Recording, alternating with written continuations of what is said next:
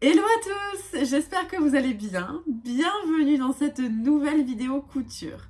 Aujourd'hui, on se retrouve pour parler une nouvelle fois d'un patron de chez Atelier Vernis et cette fois-ci, je vous présente mes cousettes du patron Joséphine que je porte actuellement. Let's go!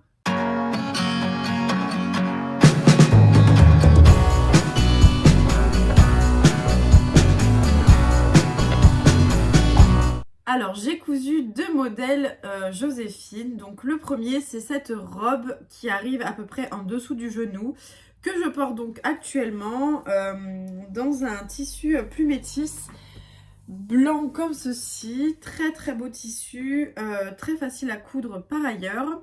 Celui-là, je l'avais acheté, il me semble, à Paris, si je ne dis pas n'importe quoi. Et ensuite, le deuxième modèle que j'ai cousu, c'est ce petit haut que voici, donc vraiment en crop top. Alors en fait, l'idée de ce tissu que j'avais acheté sur AliExpress il y a un petit moment, en fait, j'avais que 50 cm de ce tissu. Et en fait, je voulais absolument trouver un modèle pour me faire un petit top pour l'été, pour utiliser ce tissu que je trouve vraiment très très beau. Et du coup, eh bien, j'ai voulu tenter le top Joséphine avec le petit tissu que j'avais. Et en fait, je crois que dans les notes, il y avait marqué 60 cm. Donc j'avais peur d'être hyper juste. Et c'est rentré dans 50 cm. Donc voilà, je suis ravie. Il est juste un tout petit peu court quand même. Mais bon, ça va que j'habite dans le sud et que je pourrais vraiment le porter pour sortir quand il fait très chaud. Mais c'est vrai que j'aurais aimé rajouter rien que 5 ou 10 cm de longueur. Le laisser en crop top, pourquoi pas. Mais là, c'est vraiment... il est vraiment très très court. Après, voilà, il est quand même très joli. Pas de difficulté particulière sur ce modèle-là. Des fronces, des boutonnières. C'est à peu près tout. Et mettre du thermocollant à certains endroits. Bon, tout est bien indiqué dans le livret. Voilà, rien de spécial. Du coup, à l'intérieur, j'ai surjeté ici. Et puis, sinon, c'est tout pris dans la doublure comme ceci. Donc voilà, ça fait vraiment des finitions très propres. Donc RAS pour ce petit haut, du coton, donc très facile à coudre. Enfin voilà, rien à dire. Ensuite, concernant du coup la robe, les petites difficultés que j'ai eues, c'est que ce tissu plus métis, qui est donc du coup légèrement élastique, eh bien ne se repasse pas. Donc par exemple pour faire les coulisses de manches à l'intérieur, où on est censé du coup repasser pour transformer le rectangle en genre de biais, avec du coup les deux revers qui soient bien repliés. Et bien là je pouvais pas le faire, donc c'est vrai que quand j'ai cousu, j'ai dû bien tout épingler pour que ça fasse le fameux revers, pour que je puisse coudre proprement. Donc ça a été un peu la difficulté, mais c'est vraiment par rapport au tissu. Voilà, sinon à part ça, ça a été, comme je vous ai dit, il s'est cousu assez facilement. Voilà, donc pareil, les mêmes difficultés, du thermocollant à certains endroits, une boutonnière que voici, des fronces par-ci et par-là, et puis voilà. Vous le verrez, je vous en parle un petit peu dans le plan juste après, mais quand j'ai découpé mes pièces, je crois que je me suis un peu embrouillée, notamment pour les parties du jupon. Et voilà, j'avais découpé des rectangles et j'étais pas sûre en fait que ça fasse le taf. Mais finalement, ça a été. Et du coup, voilà, ça m'a permis quand même de faire une robe assez longue, donc c'est parfait. Je vous montre rapidement. Donc là, j'ai un seul rectangle de la grande hauteur du patron. Donc il n'y en a qu'un seul qui me fait tout le tour. Et ensuite, en bas, j'ai deux rectangles du coup de la petite, le petit rectangle en fait du patron. Voilà. Et du coup, ça donne une robe qui arrive du coup, comme je vous l'ai dit, au-dessus du genou. Et du coup, en fait, je crois que là où je me suis embrouillée, c'est si je voulais faire une robe très longue, et bien en fait, c'est le grand rectangle ici, il aurait fallu que je le prolonge encore en fait. Mais voilà, des fois j'ai un peu la tête en l'air quand je découpe mes patrons et je lis pas très bien les instructions, donc je m'embrouille un peu. Donc j'avais très peur en fait de pas pouvoir faire une robe comme je voulais à la base, mais de devoir faire une blouse qui aurait été quand même très jolie, mais c'était pas mon projet de base. Et au final, non, tout est bien qui finit bien. J'ai pu faire le patron en robe comme je le souhaitais, donc c'est parfait. Je crois que j'avais 2 ou 3 mètres de tissu, je me rappelle plus exactement. Et il me reste du coup une chute. Vous verrez aussi que j'avais découpé les poches, mais que du coup je les ai pas posées. Pourquoi? Eh ben, il n'y a pas vraiment de raison. J'étais surtout stressée que ma robe puisse pas être une robe. Donc c'est vrai que j'ai un peu zappé l'étape des poches. Mais voilà, en tout cas, bah voilà, je les avais découpées. Donc je les garderai peut-être pour un autre projet, vu que c'est des poches qui peuvent être à l'intérieur, qui se voient pas. Peut-être que je pourrais réutiliser le tissu comme ceci. Mais sinon, du coup, je l'ai fait sans poche. Et en vrai, pour le genre de robe que c'est, voilà, enfin, les poches m'auraient pas servi particulièrement. Donc voilà. Et autre détail, du coup, j'ai mis une doublure seulement sur le haut. J'en ai pas mis sur les deux parties du jupon. Donc le tissu n'est pas transparent. Il faut juste mettre des sous-vêtements clairs. Et voilà. Mais selon le tissu utilisé, vous avez évidemment la possibilité de mettre dessous une doublure, que ce soit sur le premier jupon, voire sur les deux. Rien d'autre de particulier, il faut avec les chutes de mes deux tissus que je me coule les chouchous assortis comme je fais toujours. Ça je les ai pas encore fait donc je peux pas vous les montrer, mais ce sera fait pour aller toujours avec toutes mes tenues. J'aime bien faire des élastiques qui vont avec. Voilà, je pense que j'ai fait le tour, je vous retrouve un petit peu plus tard dans la vidéo et en conclusion. Alors voici mes petites pièces pour le projet du jour. Je trouve que c'est vraiment pas mal de les mettre comme ça au sol, comme ça on les voit bien toutes. Et ça nous permet de prendre celles qu'on a besoin. Et en plus, bah, pour le coup, je peux vous filmer et vous montrer toutes les pièces. Le projet initial, du coup, c'était cette robe-là. Je voulais la faire juste plus courte. Mais quand j'ai découpé les pièces, et ben, j'ai fait un petit peu n'importe quoi au niveau du coup de la pièce 4. Je vais vous expliquer. Mais du coup, ben, si ça se trouve, je vais pouvoir seulement faire la blouse comme ceci. Je vais voir. Donc, en tout cas, on a la pièce 1 avec principale doublure, pièce 2 pareil, tissu principal, tissu doublure. On a les manches, donc seulement dans le tissu principal. Ensuite, on a tous les rectangles, donc volant, coulisses de manches et liens. Et ensuite, on a les petites poches qui sont ici, dans le cas où je pourrais quand même faire la robe. Il y a mes belles chaussettes, je suis un peu en retard par rapport à Noël, mais je les aime trop. Bref, donc on verra les poches si je peux les utiliser.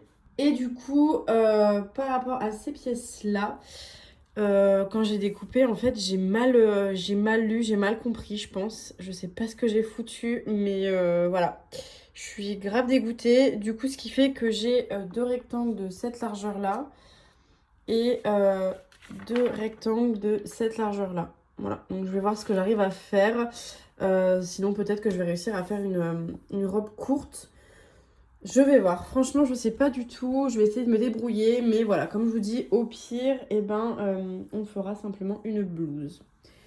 Voilà, de toute façon, vous aurez déjà la réponse au moment où vous regardez cette partie de la vidéo parce que je vous en aurais déjà dit un peu plus en introduction, je pense. Mais voilà. Bref, sans plus tarder, on va pouvoir commencer la toute première étape, c'est-à-dire réaliser les pinces sur la pièce numéro 1. Donc à la fois sur la doublure et à la fois sur le tissu principal. Donc je récupère tout ça et c'est parti! Alors comme je viens de vous le dire, en effet, je m'apprête à faire les pinces. Donc pour ça, je superpose mon tissu sur le patron pour pouvoir avoir en transparence les marques du patron pour pouvoir ensuite les reporter sur mes tissus.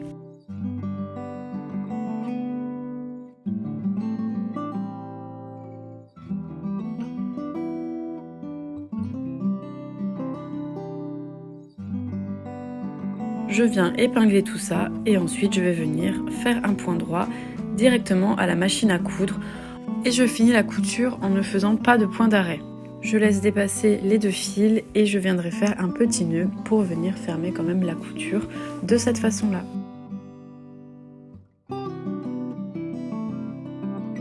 Je viens ensuite repasser mes pinces pour aplatir la couture et que ça reste bien en place. Ensuite, je vais venir placer mes bandes de thermocollants comme indiqué dans le livret d'instructions et je viens passer le fer dessus pour les coller.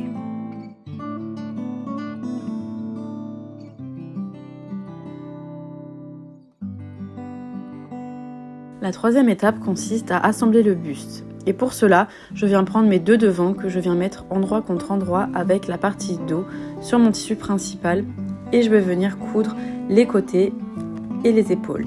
Je vais également réaliser la même chose sur les tissus doublure.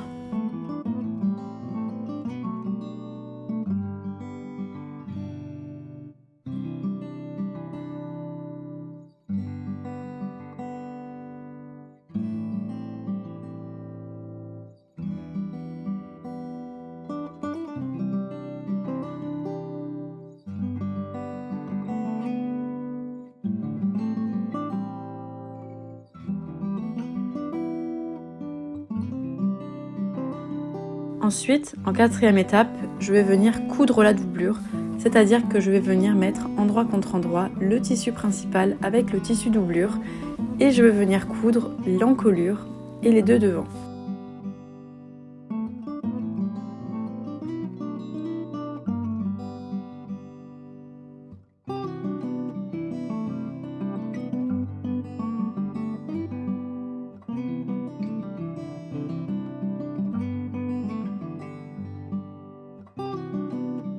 Je viens dégarnir les angles et ensuite je vais venir repasser mes coutures pour venir bien aplatir correctement le thermocollant qui se trouve juste dessous afin qu'il prenne sa place définitive.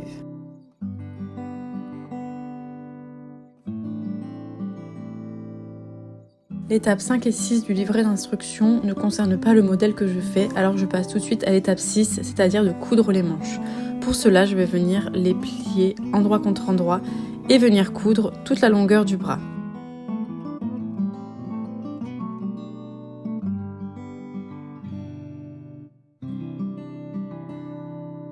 On n'oublie pas de passer cette couture à la surjeteuse parce que c'est une couture qui est particulièrement sollicitée et avec le temps le tissu pourrait s'effilocher. Ensuite, je viens réaliser l'ourlet en bas de la manche.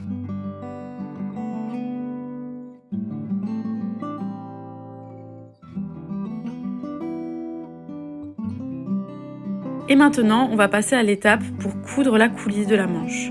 Comme je vous le disais en introduction, normalement, on vient plier comme un billet cette coulisse, ce qui facilite la cousette derrière. Mais dans mon cas, le tissu ne se repassait pas, donc j'ai dû tout épingler pour que ça ne bouge pas.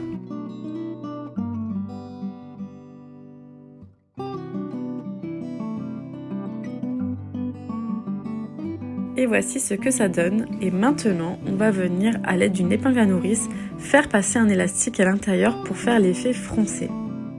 Une fois qu'on ressort l'élastique de l'autre côté, on peut venir faire un point à la machine à coudre pour que l'élastique ne bouge pas.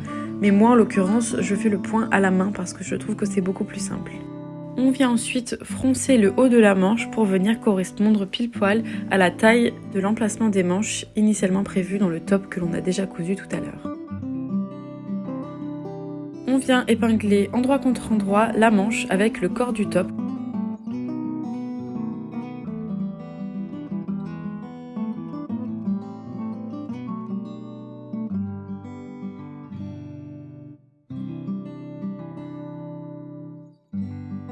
Et ensuite, on va venir passer au point droit et à la surjeteuse ces coutures.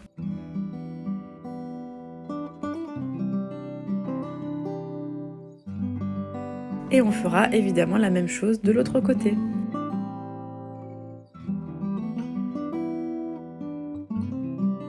Ensuite, je me munis de mon premier volant et je vais venir faire 2 fils de fronce pour pouvoir froncer à la taille.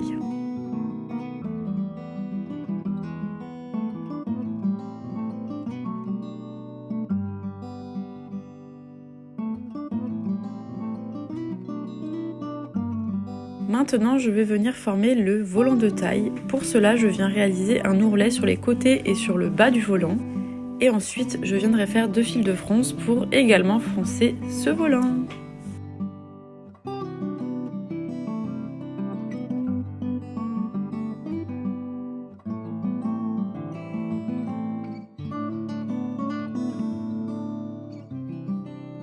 Je viens ensuite répartir les fronces du volant de taille et du volant 1 pour venir correspondre à la taille du top.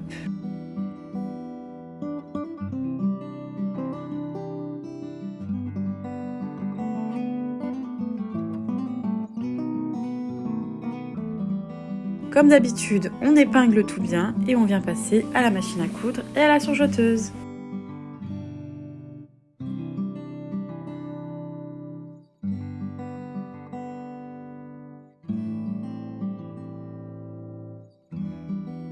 on avance pas trop mal. Maintenant, il faut tout simplement faire la même chose avec le petit volant qui va venir en bas. Alors je reviens pour vous expliquer un petit peu les prochaines étapes que j'ai pas filmées. Toute la partie jupon, je l'ai fait hors caméra. Donc en fait, tout simplement, sur le premier rectangle, il fallait, que ce soit sur le petit volant ou du coup sur le jupon comme ceci, faire des fronces. Donc je les ai froncées toutes les deux à part, forcément. Ça, vous l'avez vu normalement pour le petit volant. Et je crois que j'ai un petit peu filmé le début des fronces pour les grands rectangles, le grand rectangle. Mais du coup, voilà, je fronçais du coup ces deux pièces à part. Et je faisais en sorte que les fronces rejoignent du coup tout le tour du haut qui lui pour le coup n'est pas froncé et reste droit. Et du coup, je suis venue épingler avec le haut eh bien, mes deux pièces. J'ai cousu et surjeté à l'intérieur. J'ai également du coup fermé la boutonnière. Parce que par exemple sur le petit haut, la boutonnière n'est pas fermée. Il y a juste le bouton qui vient fermer le haut. Mais du coup elle est ouverte. Mais là vu qu'on est sur une robe, j'ai superposé. Et du coup j'ai tout bien épinglé. Et je suis venue coudre tout le tour. Ce qui a du coup fermé le haut comme ceci. Et ensuite pour la deuxième partie du jupon. Donc là cette fois-ci comme je vous dis il y avait deux petits rectangles. J'ai froncé également et pareil, je suis venue faire correspondre mes fronces avec la largeur du tour du premier grand jupon. Voilà, et du coup j'ai tout pareil surjeté à l'intérieur comme ceci. Voilà, donc au moins on est sur des finitions bien propres. Et puis, voici ce que ça donne.